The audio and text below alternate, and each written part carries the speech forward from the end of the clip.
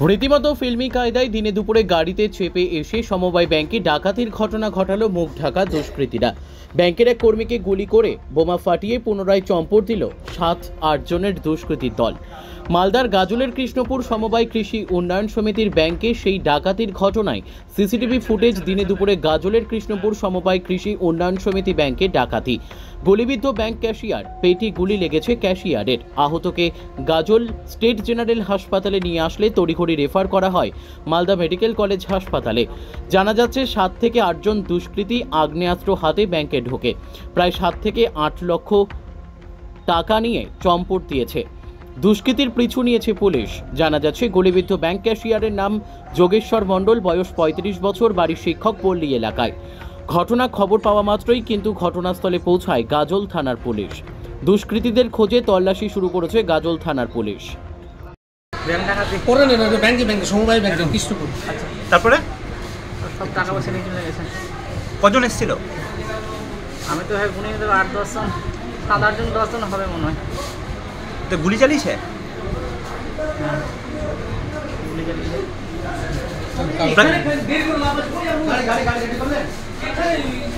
কটা নাগাদ তোরা ঢুকেছিল? তাই বলতাম না, 2:30টা হবে হয়তো, ঠিক জানি না। কজনের হাতে বন্দুক ছিল? সবার হাতেই? সবার হাতে। আপনার কোথায় লেগেছে গুলি? আপনার নাম? ক্ষীরোদ মণ্ডল। ক্ষীরোদ মণ্ডল। কত টাকা নিয়ে গেছে কিছু বোঝা যাচ্ছে? 5-7 হাজার।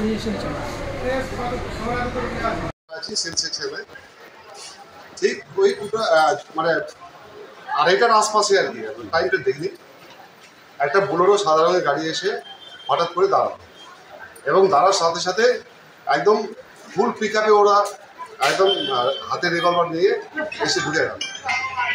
আমাদের ব্যাংকের ভেতর ঢুকলো, মাঝখানটায় দুজনকে এখানে গার্ড হিসেবে রাখবে, দুজনের হাতে রিভলভার। এবার আমরা তো ভয় থরথর করছি।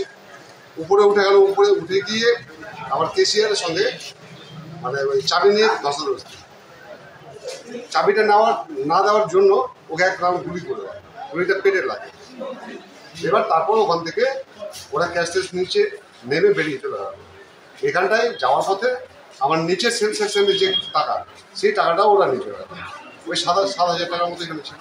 ব্যাংক থেকে কত টাকা? ব্যাংক থেকে মোটামুটি ওই মানে কতটা একবার বলবো, মোটামুটি ওই 3-4-এর মধ্যেই হবে। আমি এখন ফাইনালি আসতে পারিনি। 3-4 লাখ। আচ্ছা, কয় রাউন্ড ফায়ার করেছে বা কি? উপরে গুলি লেগেছে যেটা, সেটা হচ্ছে 1 রাউন্ড ওখানে পিস্তল ফায়ার করেছে। আর যাওয়ার পথে এখানে হাতে একটা বোমা ছিল, বোমাটা বাস্ট করে বেরিয়ে যায়।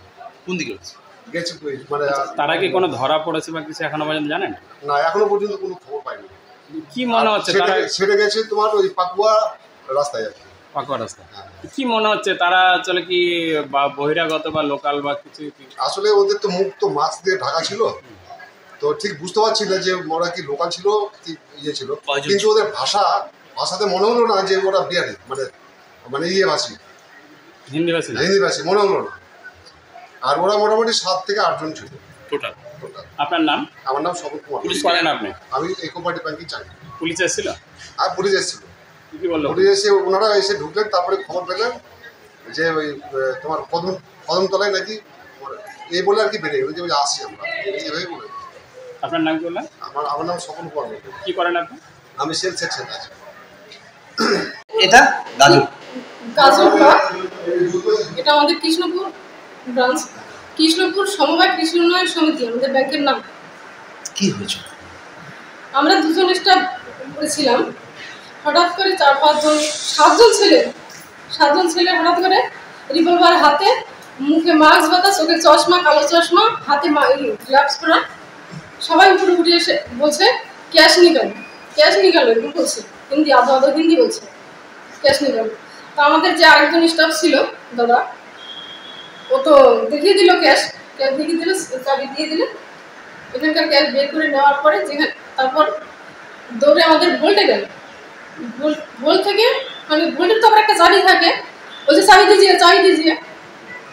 তখন ওই ছেলেটা চাবিও দিয়ে দিল, আমাদের দাদা চাবি দিয়ে দিল। চাবি দিয়ে দেওয়ার পর ওটা খুলতে গেছে। তখন এখন তো অ্যালার্ম সিস্টেম করা আছে, অ্যালার্ম বেজে উঠলো। আর আমাদের ওই দাদা তখন ওই অ্যালার্মটা বন্ধ করতে যাচ্ছিল, তখনই একজন ওনাকে গুলি মেরে দিল। আর আমার কাছে তো গুলি ধরেই আছে। কোথায় ধরে? না, এই সামনে। হ্যাঁ, ধরে দিয়েছে, মুখ বন্ধ। হ্যাঁ, মুখ বন্ধ। তারপর ওই আহত হয়ে গেলেন? কোথায় লেগেছে গুলি? পেটে গুলি লেগেছে। হ্যাঁ। পেটে গুলি লেগেছে, ও তো চিৎকার করছে। তা আমি আর করতে পারছি না, আমি কি করবো আমি টের পাচ্ছি না, বুঝতে পারছি না আমি কি করবো।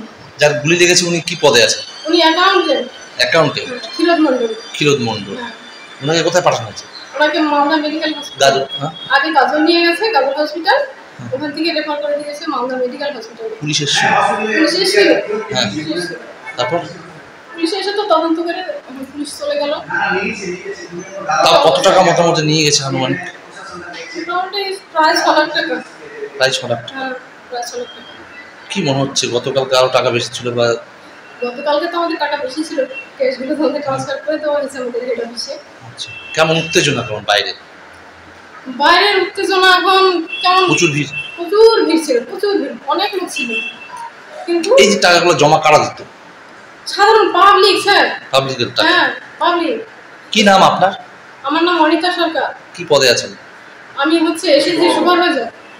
SSG supervisor. সম্পর্ক পশ্চিমবঙ্গে দেখাশোনা করি। আচ্ছা, ঠিক আছে। সুপারভাইজার।